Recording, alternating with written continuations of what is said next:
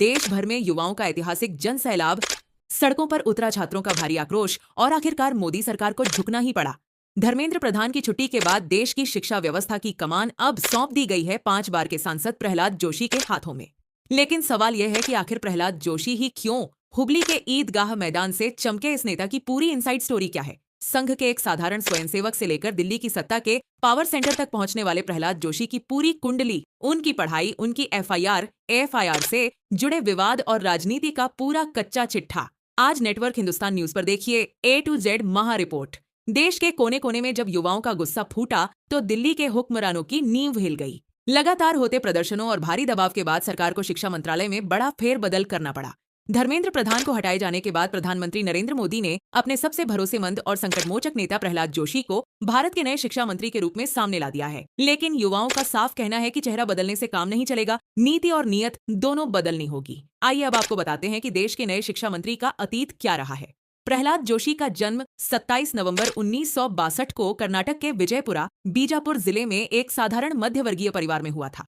इन्होंने अपनी शुरुआती शिक्षा स्थानीय स्कूलों से पूरी की और उसके बाद हुबली के KS आर्ट्स कॉलेज से कला स्नातक, बैचलर ऑफ आर्ट्स BA की डिग्री ली। बहुत ही कम उम्र में ये राष्ट्रीय स्वयंसेवक संघ RSS से जुड़े, जहां से इन्हें संगठन चलाने और आक्रामक राजनीति करने का पहला पाठ मिला।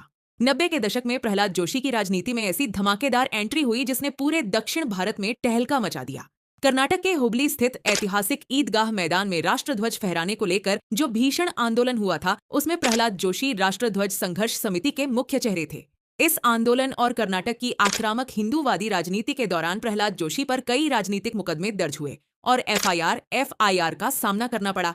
इसी आंदोलन ने उन्हें बीजेपी के शीर्ष नेताओं की नजर में ला खड़ा किया। प्रहलाद जोशी के राजनीतिक करियर की सबसे दिलचस्प बात यह है कि वह कभी विधानसभा चुनाव नहीं लड़े, यानी वह कभी विधायक MLA नहीं रहे। साल 2004 में उन्होंने पहली बार कर्नाटक की धारवाड़ लोकसभा सीट से चुनाव लड़ा और सीधे संसद पहुंचे। इसके बाद 2009, 2014, 2019 और 2024 में लगातार 5 बार लोकसभा सांसद MP बनकर उन्होंने अपनी सीट पर अभेद्य किला बना लिया। 2013 से 2016 के बीच जब कर्नाटक में पार्टी मुश्किल दौर से गुजर रही थी, तब उन्होंने कर्नाटक बीजेपी के प्रदेश अध्यक्ष की कमान संभाली। मोदी सरकार के दूसरे कार्यकाल 2019 से 2024 में प्रहलाद जोशी संसदीय कार्य मंत्री रहे। संसद में जब भी विपक्ष ने हंगामा किया या सरकार को घेरा, जोशी ने अपनी आक्रामक बयानबाजी से विपक्ष के छक्के छुड़ाए। लेकिन सवाल वही है, इन्हें ही शिक्षा मंत्री क्यों बनाया गया? युवाओं के भारी विरोध प्रदर्शन के बाद सरकार को एक ऐसे सख्त और अनुभवी प्रशासक की जरूरत थी जो आंदोलनों से निपटना जानता हो। जोशी को संघ और हाईकमान का सबसे वफादार नेता माना जाता है। संसदीय कार्य संभालते हुए संकटों को टालने का उनका जो अनुभव रहा है, उसी के दम पर उन्हें शिक्षा मंत्रालय की यह जलती हुई मशाल सौंपी गई है।